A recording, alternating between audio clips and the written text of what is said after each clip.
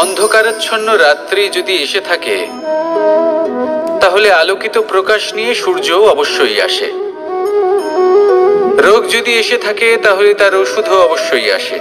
সমস্যা যদি আসে তাহলে সেই সমস্যার সমাধানও নিজে থেকেই আমাদের কাছে চলেই আসে। এই সংসার, এই জীবনের শুধুমাত্র একটাই নিয়ম আছে, আর তা হলো এটাই, এই সংসার হলো একটা চক্রের মতো। এতে শাশ্বত বলে কিছু নেই, নিত্য বলে কিছু নেই, আর যা কিছুই রয়েছে সব বদলাতে চলেছে। যদি আপনার জীবনে দুঃখ থাকে, সমস্যা থাকে, যদি আপনি বিপদ দ্বারা আচ্ছন্ন, তাহলে মনে রাখবেন সবকিছু বদলে যেতে চলেছে। দুঃখের সময় কাঁদবেন না, মনকে আরো দুঃখী করে তুলবেন না, কারণ এখানে যা কিছুই এসেছে তা যাওয়ার জন্যই এসেছে। তাহলে এত চিন্তা কিসের? আনন্দ সহকারে জীবন যাপন করুন, আর আমার সাথে ভালোবেসে বলুন রাধা রাধা। যদি কোনো সিংহ বানরের মতো গাছে চড়তে চেষ্টা করে তাহলে কি হবে? একটা মাছ যদি মাটিতে হাঁটতে চেষ্টা করে তাহলে কি হবে? তারা বিফলই হবে। কিন্তু এরকম কেন হয়? তার কারণ হলো প্রকৃতির রচনা কিছুটা এরকম। এখানে প্রত্যেকটি ব্যক্তিকে, প্রত্যেকটি প্রাণীকে আলাদা আলাদা গুণের অধিকারী করা হয়েছে এবং সকলকে একটা সীমাও প্রদান করা হয়েছে। এবার এই যে বৃক্ষ, পশু, পাখি, এদের মধ্যে সেই ক্ষমতাই নেই যে এরা নিজেদের যাচাই করতে পারবে, নিজেদের সীমাগুলো বুঝতে পারবে, নিজেদের সদ্গুণগুলো চিনতে পারবে। এরা সেটা করতে পারবে না। কিন্তু মানুষ তো আলাদা। মানুষের কাছে সেই বিশেষ শক্তি আছে যে তারা পূর্ণরূপে নিজেদের যাচাই করতে পারবে, নিজেকে পূর্ণরূপে বুঝতে পারবে, নিজের দোষ, নিজের অপগুণ, নিজের সদ্গুণ, নিজেদের সীমাগুলো তারা বুঝতে পারবে। আর এটা অত্যন্ত গুরুত্বপূর্ণ। কথায় আছে যে যদি সাফল্য লাভ করতে হয় তাহলে নিজেকে যাচাই করে নিতে হবে। তাই নিজেকে যাচাই করুন, নিজের সাথে পরিচিত হয়ে যান এবং জীবনে কর্ম করতে থাকুন। সাফল্যের শিখরে অবশ্যই পৌঁছে যাবেন। আর ওখানে যদি যান তাহলে এই মন প্রসন্ন হয়ে অবশ্যই বলবে রাধা রাধা। বনের মধ্যে যদি আপনি কোনো বিষাক্ত সাপ দেখেন তাহলে কি করবেন? আপনি তখনই তার থেকে দূরে পালাতে চেষ্টা করবেন। আর এটা কেন করবেন? নিজের রক্ষার্থে। এই কথা আমি নয় মেনে নিলাম, কিন্তু নিজের জীবনে এটা করেন না কেন? আপনি যেখানেই যান, যে স্থানেই যান না কেন, প্রত্যেক সময়, প্রত্যেক মুহূর্তে এমন বিষাক্ত সাপ আপনি অবশ্যই খুঁজে পাবেন। আর সেই সাপ নয় যাদের আপনি বনে খুঁজে পাবেন, এরা হলো সেই সাপ যা আপনাকে পাপ করতে বাধ্য করবে।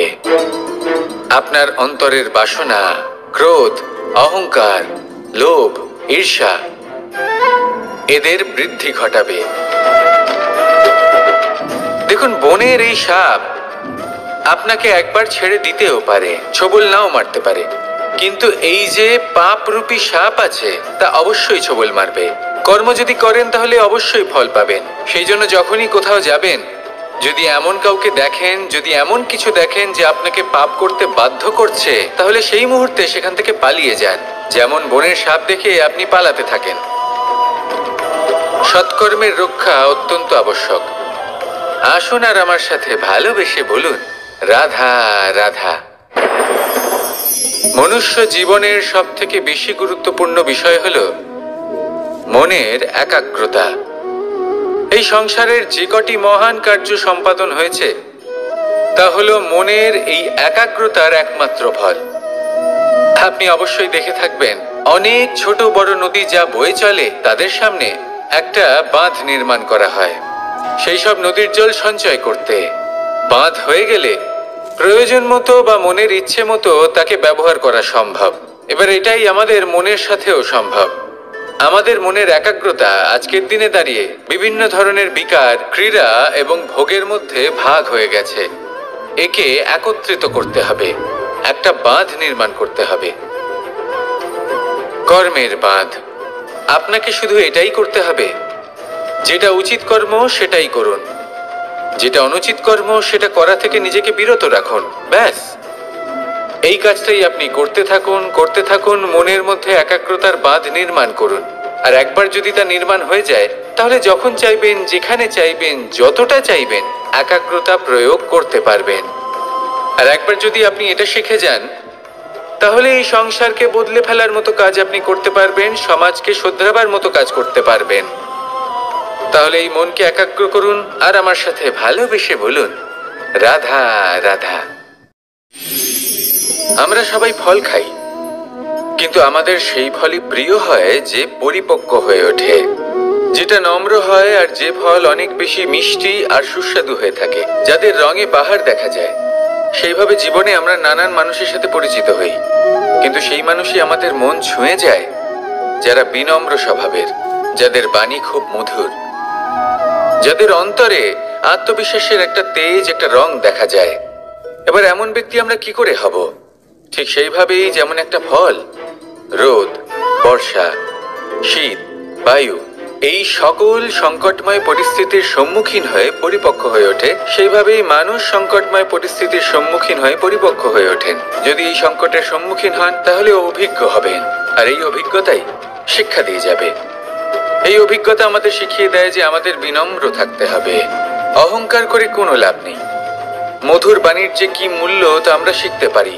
এই অভিজ্ঞতাই আমাদের বুঝিয়ে দেয় যে উচিত অনুচিত কোনটা, আমাদের দৃষ্টিভঙ্গি তৈরি করে, আর এই দৃষ্টিভঙ্গি দ্বারা আত্মবিশ্বাস জাগ্রত হয়। সেই জন্য জীবনে কখনো বিপদ থেকে দূরে পালাবেন না, সেগুলোর সম্মুখীন হন, অভিজ্ঞতা লাভ করুন, তার থেকে শিক্ষা লাভ করুন, এইভাবেই পরিপক্ক হবেন। আসুন আমার সাথে ভালোবেসে বলুন, রাধা রাধা। ধন সঞ্চয় করা সম্ভব, আর সেই জন্য ধন সব থেকে বেশি মূল্যবান সম্পত্তি নয়। এবার আপনি বলবেন, এ আমি কি বলছি? এই ধন খুব মূল্যবান, আমরা সকলে অর্জন করতে ব্যস্ত। সেটা এই কারণে, কারণ আপনারা জানেন না এই সংসারের সব থেকে বেশি মূল্যবান সম্পত্তি কি। এ হলো সেই সম্পত্তি যা কখনো সঞ্চয় করা সম্ভব নয়। আপনার কাছে যতই ধন থাকুক, তা দিয়ে আপনি স্বাস্থ্য লাভ করতে পারেন, বাড়ি কিনতে পারেন, আদি ইত্যাদি, কিন্তু আপনি যতই ধনী হন না কেন, ফেলে আসা দিনের একটা মুহূর্ত আপনি লাভ করতে পারবেন না। এই একটা মুহূর্ত, এই সময়, এটাই হলো সংসারের সব থেকে মূল্যবান সম্পত্তি। একবার চলে গেলে তা কখনোই ফিরে আসে না। আর এই মুহূর্ত যতই চলে যাক না কেন, আমরা স্মৃতির মাধ্যমে সেগুলি যাপন করতে পারি, তার আনন্দ উপভোগ করতে পারি। আর যার সাথে আমরা সময় অতিবাহিত করেছি, তার স্মৃতিতে আমরা চিরকাল জীবিত থাকতে পারি। সেই জন্য সময় সব থেকে মূল্যবান সম্পত্তি, তাকে এইভাবে নষ্ট করবেন না। প্রত্যেকটা মুহূর্ত উপভোগ করুন, আনন্দ করুন, আর ভালোবেসে বলুন, রাধা রাধা। কনক, কি সুন্দর একটা শব্দ। এর অনেকগুলো রূপ রয়েছে, অনেকগুলো অর্থও রয়েছে। প্রথম অর্থ হলো স্বর্ণ, অর্থাৎ সম্পত্তি। দ্বিতীয় অর্থ ধুতুরা, অর্থাৎ গাছের ছোট একটা বীজ, যা কিনা অত্যন্ত শক্তিশালী হয়।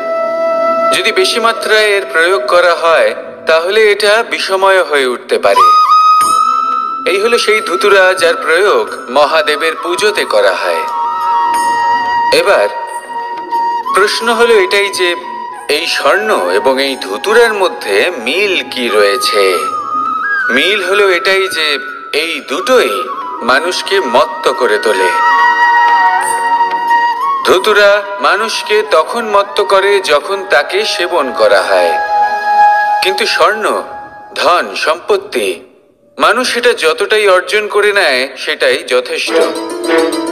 এই স্বর্ণ মানুষের ভাবনা চিন্তা করার ক্ষমতাকে বশ করে ফেলে।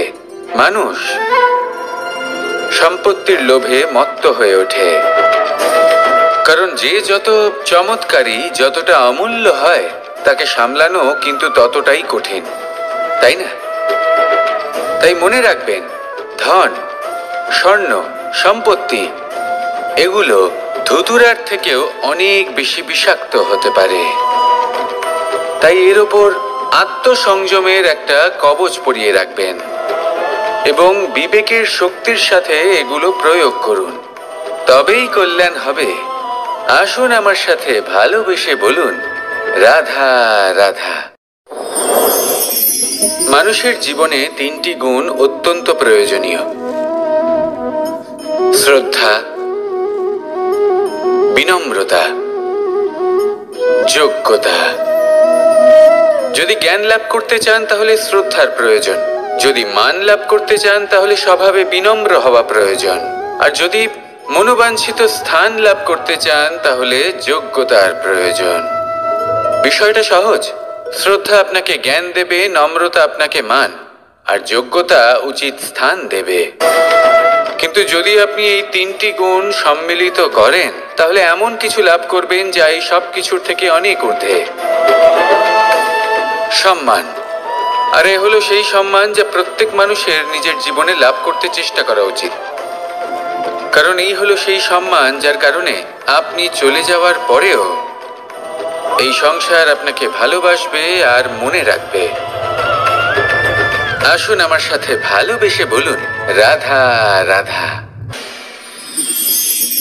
জীবনে গতি অত্যন্ত গুরুত্বপূর্ণ, মতিও হলো গুরুত্বপূর্ণ, এবং তার থেকেও বেশি গুরুত্বপূর্ণ হলো সঙ্গতি।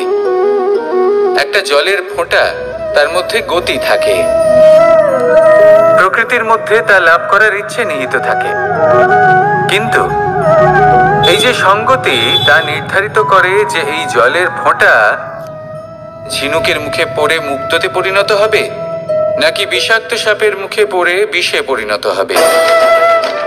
এবার দেখুন, এই জঞ্জাল স্বর্ণকারের দোকানের সামনেও থাকে এবং জঞ্জাল একজন ব্যবসাদারের দোকানেও থাকে, কিন্তু জঞ্জাল যা স্বর্ণকারের দোকানে থাকে তা ব্যবসাদারের দোকানের জঞ্জালের থেকে অনেক বেশি মূল্যবান, কারণ তার মধ্যে সোনার কণার সঙ্গতি থাকে। সেই জন্য জীবনে সঙ্গতির উপর বিশেষ গুরুত্ব দেবেন। যেমন সঙ্গতি তেমনই আপনি হবেন। আসুন আমার সাথে ভালোবেসে বলুন, রাধা রাধা। প্রত্যেক প্রাণী ভালোভাবে জীবন যাপন করতে চান, এটা তাদের স্বভাবে আছে এবং ভাবাটা অনুচিত নয়। কিন্তু একটা ভালো জীবনের গুরুত্বপূর্ণ অংশ কোনটা? বসবাসের স্থান, সেই স্থান যেখানে আমরা জীবন অতিবাহিত করি। এবার মানুষ ভাবতে পারেন যে একটা ভালো বাসস্থানের অর্থ কি? সেই স্থান যেখানে সহজে জল পাওয়া যায়, যেখানে শুদ্ধ বায়ু পাওয়া যায়, যেখানে আনাজ উৎপন্ন হয়। এটা জীবনযাপনের জন্য পর্যাপ্ত বটে, কিন্তু ভালো জীবনযাপনের জন্য আরো একটা কথা আপনাকে বুঝতে হবে। সাধু, জ্ঞানী, পণ্ডিত ব্যক্তি, এই সকল মহাপুরুষ, এনাদের যে বাসস্থান তা অত্যন্ত বিশেষ হয়। এখানে এক ধরনের বিশেষ ইতিবাচক শক্তি থাকে, এমন একটা স্থান যেখানে দেবতারাও বিচরণ করেন। জীবন আমরা সবাই যাপন করি, কিন্তু জীবনের উদ্দেশ্য শুধুমাত্র জীবন যাপন করা নয়। জীবনের উদ্দেশ্য হলো মুক্তি লাভ করা। আর এই সকল সাধু, জ্ঞানী, পণ্ডিত ব্যক্তি, এই সকল মহাপুরুষ আপনাকে মুক্তির পথে নিয়ে যেতে পারেন, কারণ এরা হলেন সেই মহাপুরুষ যারা নিজেদের অন্তরের বিকার, অহংকার, ক্রোধ, বিদ্বেষ এই সকল দোষগুলিকে ত্যাগ করেছেন, এদের উপর বিজয় লাভ করেছেন। এমনই একজন ব্যক্তি আপনাকে মুক্তির পথে নিয়ে যেতে পারে। প্রয়োজন হলো শুধুই এনাদের চিনতে পারা, এদের কথা বুঝতে পারা এবং এদের দেখানো পথে চলা। যদি আপনি এটা করতে পারেন তাহলে এই মন প্রফুল্ল হয়ে বলবে, রাধা রাধা। আমি এখানে একা এই বনে বসে আছি, বাঁশি বাজাচ্ছি। কার জন্য? কে আছেন এখানে? কেউ নেই। আমার প্রজা, আমার রাজ্য, আমার পরিবার আমার থেকে অনেক দূরে আছেন। আমি এখানে একা এই বনে বসে এই আকাশের এই রঙের, গাছের এই সব ফলের, মাটির সুবাসের আনন্দ উপভোগ করছি। কেন? আমি হলাম দ্বারকাধীশ। এমন কি রাজকীয় বা ভৌতিক সুখ রয়েছে যা আমি ওখানে পেতে পারি না? সবকিছুই পেতে পারি, তাও এখানে বনে একা বসে আছি। কোন সুখ খুঁজে চলেছি? একা থাকার সুখ। আমরা প্রত্যেকদিন অনেক মানুষের সাথে, চিন্তাধারার সাথে, কর্মের সাথে, পরিস্থিতির সাথে, সুখ দুঃখের দ্বারা বেষ্টিত থাকি। জীবনের এই চক্রে আমরা জড়িয়ে পড়তে থাকি। যতই আমরা এই সমস্যার সমাধান করি, আমরা ততই এতে জড়িয়ে পড়ি। আমরা এতটাই জড়িয়ে পড়ি যে যখন আমরা আয়নায় নিজেদের দেখি, তখন আমরা নিজেদের চিনতেই পারি না। এমন মনে হয় যেন আমরা নিজেদের হারিয়ে ফেলেছি। সেই জন্য প্রত্যেক দিন আপনি কিছু সময় নিজের সাথে কাটান একান্তে। এটা অত্যন্ত আবশ্যক। নিজের অস্তিত্বের গভীরে গিয়ে দেখতে শিখুন, নিজেকে বুঝুন। অদ্ভুত শান্তির অনুভূতি হবে। যেমন এই বায়ু, এই বৃক্ষ, এই পুষ্প, এই নিসর্গ, এদের মতো আপনিও কখনো একলা হতে শিখুন। কখনো নিসর্গের একটা অংশ হয়ে দেখুন। এই মন প্রসন্ন হয়ে বলবে, রাধা রাধা। ওমাই কি, আমি কখন থেকে এখানে অপেক্ষা করছি, হাত পেতে দাঁড়িয়ে রয়েছি যাতে একটা ফল আমার হাতে এসে পড়ে এবং সেটা আমি খেতে পারি। কখন থেকে অপেক্ষা করছি, কিন্তু সেটা হচ্ছেই না। এবার আপনি বলবেন যে এসব কি বলছি, এ কি অদ্ভুত কথা বলছি। যদি ফল খেতে হয় তাহলে আমাকে বৃক্ষে চড়তে হবে, ফলের কাছে পৌঁছতে হবে, তবেই তো ফল পাবো। এবারে এটা অত্যন্ত সহজ ব্যাপার, কিন্তু এই বিষয়টা আপনি নিজের জীবনের প্রসঙ্গে ভেবে দেখুন। লক্ষ্য কোথায় আছে আপনি জানেন, সেই লক্ষ্যে পৌঁছানোর পথ কি সেটাও আপনি জানেন, সেই পথে চলার ক্ষমতাও আপনার রয়েছে, কিন্তু তাও আপনি নিজের লক্ষ্য লাভ করতে পারছেন না। কেন? কারণ আপনি অপেক্ষা করছেন যে লক্ষ্য আপনার সামনে চলে আসবে, কিন্তু তা হয় না। লক্ষ্য সে যাই হোক না কেন, ধন হোক, প্রেম হোক, কোনো সম্মান হোক বা মোক্ষ হোক, যদি আপনি তার দিকে অগ্রসর না হন তাহলে ফল প্রাপ্তি অসম্ভব ব্যাপার, তা কোনোদিনই হবে না। সেই জন্য আপনার চোখের সামনে আপনি যদি নিজের লক্ষ্যকে দেখতে পান, তাহলে উঠুন এবং সেই দিকে অগ্রসর হতে শুরু করুন। নিজের অন্তরের সকল অশুভ গুণ দূর করুন, অলসতা ত্যাগ করুন, অজ্ঞানতা ত্যাগ করে দিন এবং চলতে থাকুন। অবশ্যই মনোবাঞ্ছিত ফল লাভ করতে পারবেন। মনে রাখবেন, চলতে থাকলে তবেই লক্ষ্য প্রাপ্তি হবে। অপেক্ষার দ্বারা শুধুমাত্র মৃত্যু লাভ হবে। আসুন আমার সাথে ভালোবেসে বলুন, রাধা রাধা। আমি দ্বারকাধীশ এবং আমার সভাতে বিভিন্ন সময় বিভিন্ন ধরনের মানুষ আসেন, নিজেদের দাবি নিয়ে, নিজেদের ইচ্ছে নিয়ে। কখনো কেউ ভোজন চান, আবার কখনো কেউ ওষুধ, কখনো কেউ বস্তু চান, কেউ আবার চান বস্ত্র। কারোর জ্ঞান চাই, কারোর ধন চাই, আবার কারোর বাসস্থান। অনেক সময় আমি এই অনুরোধ, এই ইচ্ছে পূর্ণ করি না। এবার আপনি এটা ভাবতেই পারেন যে কৃষ্ণ তো তাহলে লোভী, ওর কাছে তো সবকিছুই রয়েছে, তারপরেও সে নিজের প্রজার ইচ্ছে পূর্ণ করে না, তাদের সমস্যাগুলি বুঝতে পারে না, তাদের সুখ স্বাচ্ছন্দ্য প্রদান করে না।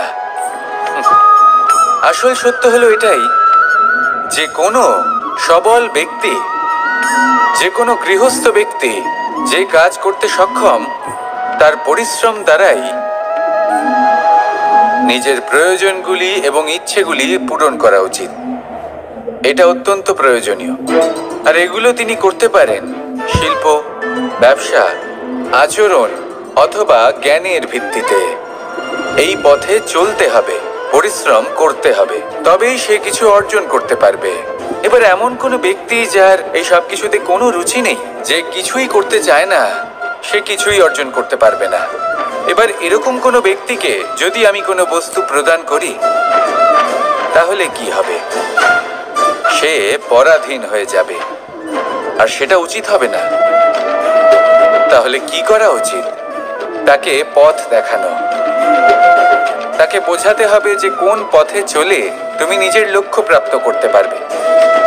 শিল্প, জ্ঞান, আচরণ এবং ব্যবসা, এই পথে কিভাবে চলে সেটা শেখাতে হবে, আর আমি সেটাই করি। তার ফলে কি হয়? ব্যক্তি স্বাধীন হয়ে যায়। সংসারে সে যা চাইবে তাই প্রাপ্ত করতে পারবে, কখনো কারোর থেকে কিছু চাইবার প্রয়োজন পড়বেই না। এই কথাটা সবসময় মনে রাখবেন। যখনই দান করবেন তা ভাবনা চিন্তা করে এমন ভাবে দান করবেন যাতে সামনের ব্যক্তি স্বাধীন হতে পারেন, পরাধীন নয়। আসুন আমার সাথে ভালোবেসে বলুন রাধা রাধা করতে শিখুন। পাণ্ডবরা বন থেকে এসেছিলেন। ওনাদের কাছে না কোনো ধন ছিল, না কোনো সম্পদ, না বিদ্যা। নিজের পরিশ্রমের দ্বারা ওনারা বিদ্যা অর্জন করেছিলেন, আর তার দ্বারাই সম্পদ অর্জন করলেন আর ধনও অর্জন করলেন। এই পাণ্ডব ছিলেন অত্যন্ত কুশল এবং শক্তিশালী। যুধিষ্ঠির নিজের পরিশ্রম দ্বারা এমন জ্ঞান অর্জন করেছিলেন যে এই সংসার ওনাকে ধর্মরাজ যুধিষ্ঠির অভিহিত করেছিল। দেখতে গেলে পাণ্ডবদের কাছে সবকিছুই ছিল, কিন্তু যখন বিষয় এলো আরো ধন লাভ করার, তখন যুধিষ্ঠির, যিনি পাণ্ডবদের মধ্যে জ্যেষ্ঠ, তিনি সকল পাণ্ডবদের সাথে দ্যুতক্রীড়ায় অংশগ্রহণ করে ফেললেন। এর ফলে না শুধু ধনলক্ষ্মী, ধর্মলক্ষ্মী, বিবেক লক্ষ্মীকেও হারালেন, আর শুধু তাই নয়, নিজের গৃহলক্ষ্মী দ্রৌপদীকেও হারিয়ে ফেললেন। এর কারণ কি? ভুলে গেলেন খুব সহজ একটা কথা। এই সংসারে সম্মান এবং সাফল্য দুটোই পরিশ্রমের দ্বারা লাভ করতে হয়, কিন্তু দ্যুতক্রীড়ার এই খেলা আমাদের ভাগ্যের উপর নির্ভরশীল। এই সংসারে দুটি পথ রয়েছে। একটা পথ যেখানে কর্ম এবং পরিশ্রমের দ্বারা আপনি নিজের পথ নিজেই রচনা করতে পারবেন, আর দ্বিতীয় পথ হলো যেখানে এই ভাগ্য এক মুহূর্তে আপনাকে শিখরেও পৌঁছে দিতে পারে, আবার ধূলিসাৎ করে দিতে পারে। আপনি কোন পথ বাছবেন সেই চয়ন আপনারই। আসুন আর আমার সাথে ভালোবেসে বলুন রাধা রাধা। কোনো এক সময়ের ঘটনা এটা। মা এবং বাবা হাটে গিয়েছিলেন, তখন আমি আর দাদা গিয়েছিলাম গরু চড়াতে। আমরা বাড়ি ফিরে এলাম, আর মা সেই সময় একটা কাজ করতেন। যখনই হাটে যেতেন দরজা তালা বন্ধ করে যেতেন। উনি খুব ভালো করে জানতেন যে যদি ওনার এই মাখন চোর সঠিক সময়ে পৌঁছে যায় তাহলে এক ফোঁটাও মাখন ওনার অবশিষ্ট থাকবে না। এবার ঘটনা কিছুটা এরকম হলো যে মা আর বাবা মাঝে মাঝে হাটে যেতেন, তাই মাঝে মাঝেই দরজা তালা বন্ধ করতে হতো। যখন মা আর বাবা ফিরে এলেন তখন বাবা ভুলে গিয়েছিলেন যে এই চাবির গোছা থেকে ঠিক কোন চাবিটা দরজার তালা খোলার জন্য উপযোগী। উনি চেষ্টা করতে শুরু করে দিলেন। একটার পর একটা চাবি দিয়ে উনি চেষ্টা করতে থাকলেন, কিন্তু সেই দরজার তালা তো খুলতেই চাইছিল না। ওনার মাথা থেকে ঘাম পড়তে শুরু করলো। তখন মা বললেন যে তালা ভেঙে দেওয়া যাক। মা চলে গেলেন, আর বাবা বললেন না না দাঁড়াও, আর কিছু চাবি বাকি আছে, এটা হয়তো খুলতে পারবো। মা হাতুড়ি নিয়ে চলে এলেন সেই তালা ভাঙার জন্য, আর তখনই বাবা শেষ চাবিটা প্রয়োগ করলেন আর দরজার তালা খুলে গেল। যদি উনি চেষ্টা না করতেন তাহলে এই তালাটাও ভেঙে যেত আর চাবিটাও নষ্ট হয়ে যেত, ঠিক কিনা? এবার এই ঘটনাটা আমি দেখেছিলাম, আর আমার মনে হলো যে কখনো কখনো এই চাবির গোছার মধ্যে থেকে শেষ চাবিটাও কিন্তু জীবনের দরজা খুলে দিতে পারে। সেজন্য আপনি যদি জীবনে সাফল্য লাভ করতে চেষ্টা করেন, নিজের লক্ষ্যে পৌঁছতে চান, তাহলে হার মানবেন না। হয়তো দেখবেন আপনার পরবর্তী প্রচেষ্টা বা এই অন্তিম প্রচেষ্টা আপনাকে সাফল্যের পথে নিয়ে গেল। তাই নিরন্তর প্রচেষ্টা করতে থাকুন, জীবনে সাফল্য লাভ করুন। যজ্ঞের আগুনকে শুভ বলে মনে করা হয়, আর সেখানেই চিতার আগুনকে অশুভ মনে করা হয়। এমনটা কেন হয়?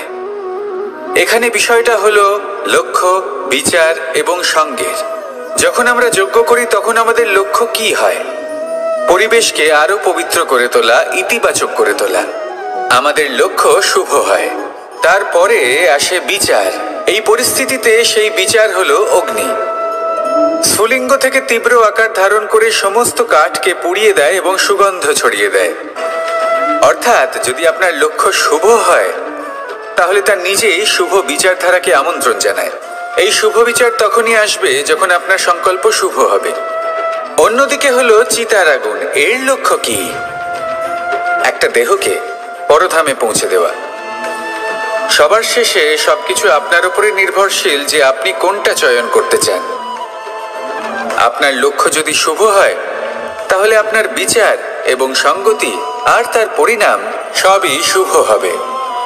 আসুন আর আমার সাথে ভালোবেসে বলুন, রাধা রাধা। এই সংসারের প্রত্যেক বস্তুর, প্রত্যেক পরিস্থিতির, প্রত্যেক আবেগের দুটি দিক আছে। এর মধ্যে পার্থক্য করা সম্ভব শুধুমাত্র দৃষ্টিভঙ্গির দ্বারা। যদি কোনো ব্যক্তি পর্বত শিখরে দাঁড়িয়ে থাকেন তাহলে উনি এটাই দেখতে পাবেন যে এই জলের ধারা সমুদ্রের দিকে বয়ে চলেছে। আরেক ব্যক্তি যিনি সমুদ্রের কাছে দাঁড়িয়ে আছেন তার এটাই মনে হবে যে এই জলের ধারা সমুদ্রের দিকে আসছে। এখানে বিষয়টা হলো দৃষ্টিভঙ্গির, আর এটাই সময়ের সাথেও হয়ে থাকে।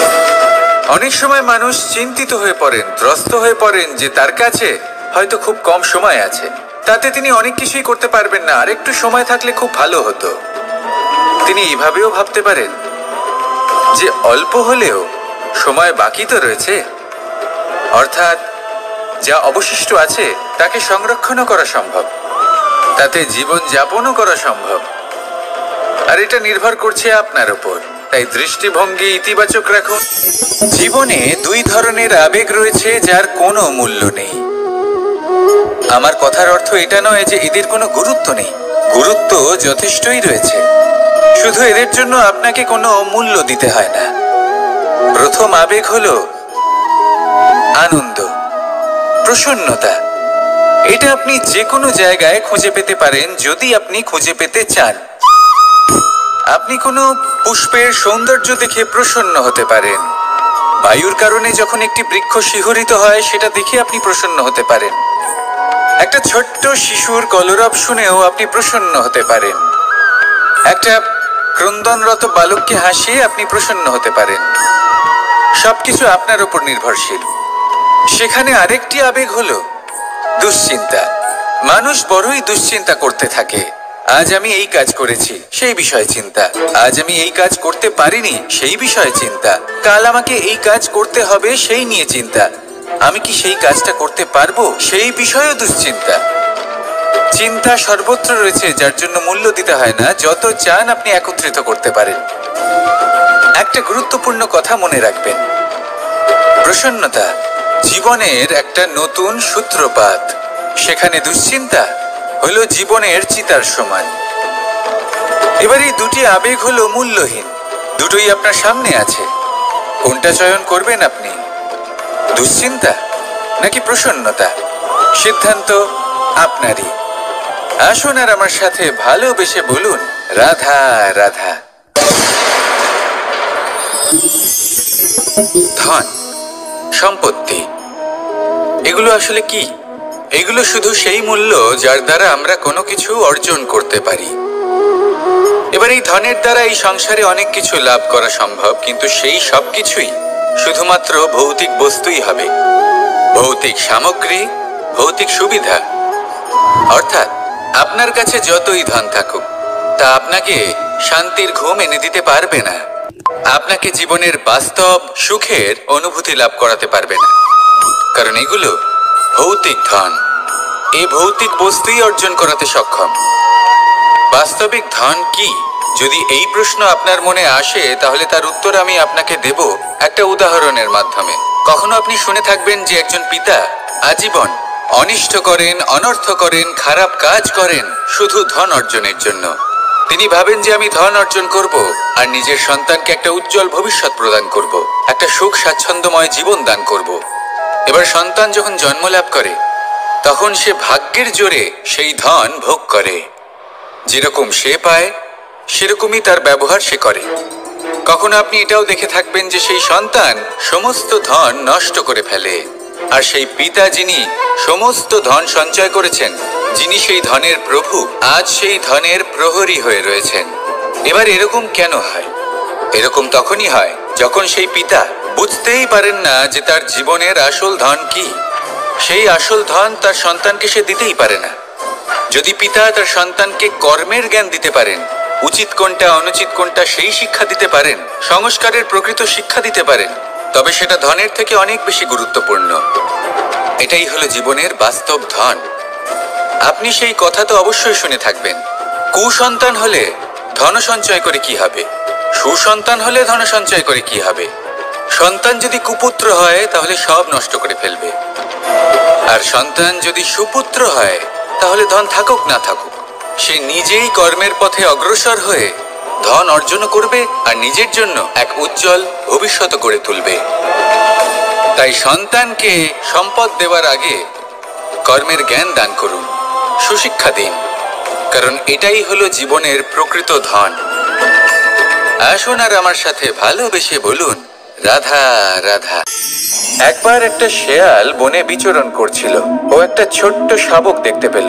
ও ভাবলো, আজ একেই আমি খাবার হিসেবে গ্রহণ করব। আশেপাশে দেখলো কেউ দেখছে না তো, কেউ ছিল না, আর সেই শাবকের উপর আক্রমণ করলো, যা হলো একটা ঘোর অপরাধ। বনের নিয়ম অনুসারে আপনি কখনোই শাবকের উপর আক্রমণ করতে পারেন না। তারপর এই খবরটা যখন রাজা সিংহ জানতে পারলেন, সভার আয়োজন করলেন। কিন্তু সেখানে শেয়াল বলল, আমি তো এরকম কিছু করিনি। কিন্তু যদি আপনি এরকম বলেন, কোনো প্রমাণ দিন, এর কোনো সাক্ষী আছে? তখন রাজা সিংহ পেঁচাকে ডেকে পাঠালেন, যে সেই মুহূর্তে বৃক্ষের শাখার উপর বসেছিল, সে সব কিছু দেখেছিল। পেঁচা সব সত্যি কথা বলল, আর শেয়ালকে মৃত্যুদণ্ড দেয়া হলো। এবার এই কাহিনী আমি আপনাকে কেন শোনালাম? কারণ মানুষও কখনো কখনো এরকম কর্ম করেন যা শিয়াল করেছে। এটা ভাবেন কেউ দেখছে না, যখন আমি অনুচিত কর্ম করতেই পারি। কিন্তু না, আপনি যাই করুন না কেন, কেউ না কেউ অবশ্যই তা দেখছে। কোনো ব্যক্তি না হলেও কোনো প্রাণী, না হলে কোনো যক্ষ বা দেব বা প্রেত। যদি এনারা কেউ না দেখেন, তাহলে ধরিত্রী মাতা দেখেন, যেখানে দাঁড়িয়ে আপনি সেই কর্ম করছেন, তাই না? তাই একটা কথা সবসময় মনে রাখবেন, কে দেখছেন কে দেখছেন না সেই বিষয়ে ভাবা ছেড়ে দিন। এটা খুব সহজ কথা। আপনি যদি উচিত কর্ম করেন, উচিত ফল পাবেন। যদি অনুচিত কর্ম করেন, তাহলে আপনি অনুচিত ফল অবশ্যই পাবেন। সেই জন্য উচিত পথে চলতে থাকুন, উচিত কর্ম করতে থাকুন, আর আমার সাথে ভালোবেসে বলুন, রাধা রাধা। আমরা সবাই জীবনে নিজের জন্য সবচেয়ে ভালোটাই চাই, সবচেয়ে ভালো সুবিধে পেতে চাই, সবচেয়ে বেশি সম্মান পেতে চাই। কিন্তু সবার পক্ষে এই সব পাওয়া কি সম্ভব? হ্যাঁ, নিশ্চয়ই। শুধু একমাত্র বাধা সময়। আমাদের জীবনের কোনো স্থায়িত্ব নেই। তাই যদি সময়ের সদ্ব্যবহার করেন, তাহলে একটু সুবিধে হতে পারে। এবারে দেখুন, যাদের সবসময় স্বপ্ন দেখতে ভালো লাগে, তার জন্য রাত্রি কম পড়ে যায়। আর যারা স্বপ্ন পূরণ করতে চান, তাদের জন্য দিন কম পড়ে যায়। যারা সম্মান পেতে চান, তাদের জন্য সব সময় পরোপকার কম পড়ে যায়। আর যারা জ্ঞান অর্জন করতে চান, তাদের জন্য মনোসংযোগ। জীবনে যদি নিজের লক্ষ্যে পৌঁছতে চান, তবে সময়ের বিভাজন আপনাকে ঠিক করতেই হবে। মনে রাখবেন, রাধা রাধা। লোকে বলে জীবনে মেলামেশা করা অত্যন্ত আবশ্যক। এতে সম্পর্কের আধারও হয়, আবার ব্যবসাও চলে। কিন্তু সবচেয়ে বেশি গুরুত্বপূর্ণ হলো ব্যবহার। তাই এই বিষয়ে ভাবুন, আপনার জীবনে কে আপনার সাথে মেলামেশা করবে তা নিশ্চিত করে সময়। আপনি আপনার জীবনে কার সাথে মেলামেশা করবেন তা নিশ্চিত করবে আপনার হৃদয়। আপনি যাদের সাথে মিশছেন, তাদের হৃদয়ে আপনি কতক্ষণ থাকবেন তা নিশ্চিত করবে আপনার ব্যবহার।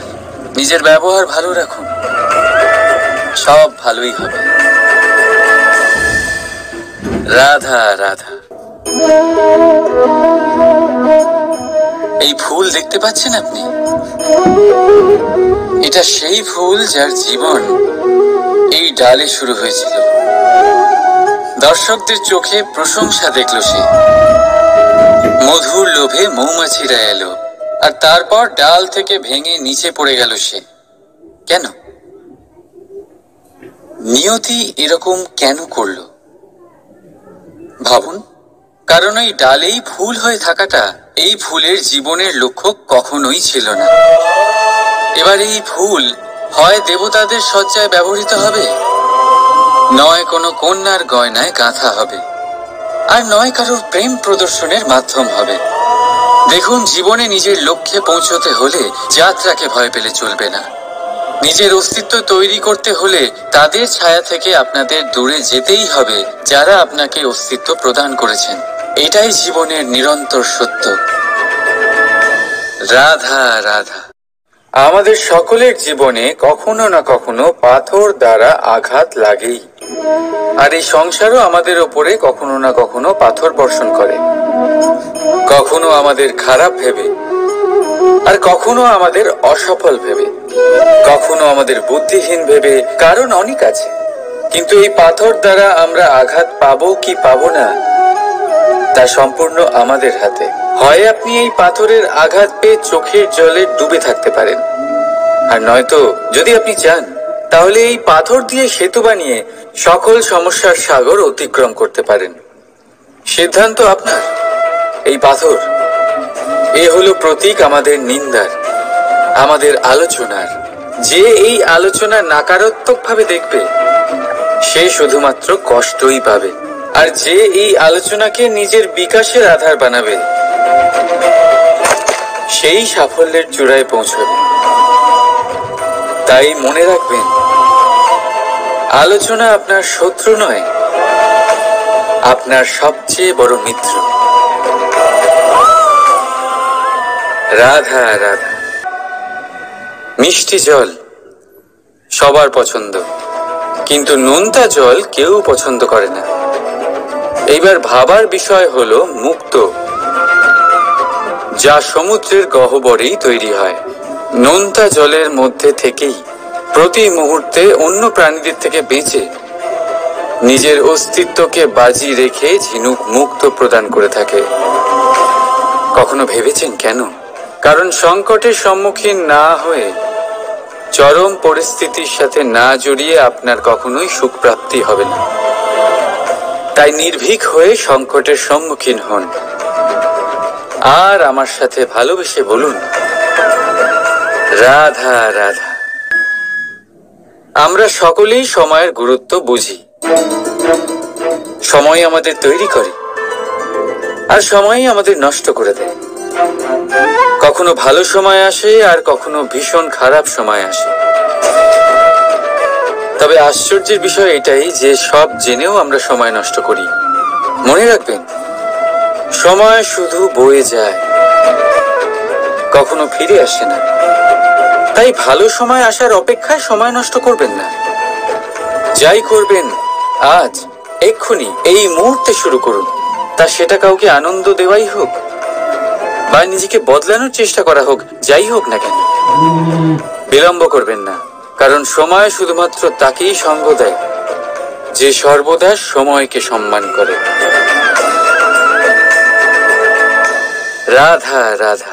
কোথায় আছে সবকিছু সীমা থাকে, মুশকিলের, কষ্টের, সংকটের, অন্ধকারের। যার কোনো সীমা নেই তা হলো কেবলমাত্র কঠোর পরিশ্রমের।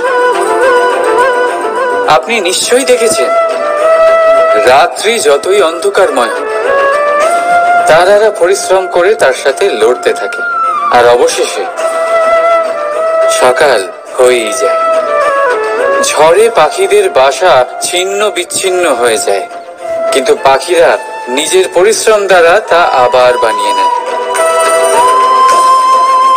কারণ যা সীমিত তাকে অসীমের কাছে হারতে হয়, আর পরিশ্রম অসীম। রাধা রাধা। প্রবাহিত নদী কত সুন্দর হয়, বলিষ্ঠ হয়। যেদিক দিয়ে বয়ে যায় সেখানে এক নতুন জীবন প্রদান করে, ধরণীকে উর্বর করে, আকাল দূরে রাখে। আর হয়তো এই জন্যই নদীকে মায়ের মতো পুজো করা হয়। কিন্তু আপনি কি কখনো ভেবে দেখেছেন যে নদীর জন্ম কি করে হয়? এ কি শুরু থেকেই এমন বিশাল আর খরস্রোতা হয়? না, বৃষ্টির ছোট ছোট ফোঁটা একসাথে সম্মিলিত হয়ে এক সূক্ষ্ম ধারা তৈরি করে, আর সেই ধারাগুলি পর্বতের বরফ কেটে তাদেরকে গলিয়ে জলপ্রপাত হয়ে ঝরে পড়ে পাথরের সাথে ধাক্কা খেয়ে তারপরেই সে নদী হয়ে ওঠে। ঠিক সেইভাবেই এত সহজে কেউ মহান হয়ে ওঠে না। ছোট ছোট চেষ্টা মিলে এক বিশাল ব্যক্তিত্ব তৈরি করে। তাই জীবনে সর্বদাই চেষ্টা করতে থাকুন। অস্তিত্ব নিজে থেকেই প্রকাশ পাবে। রাধা রাধা।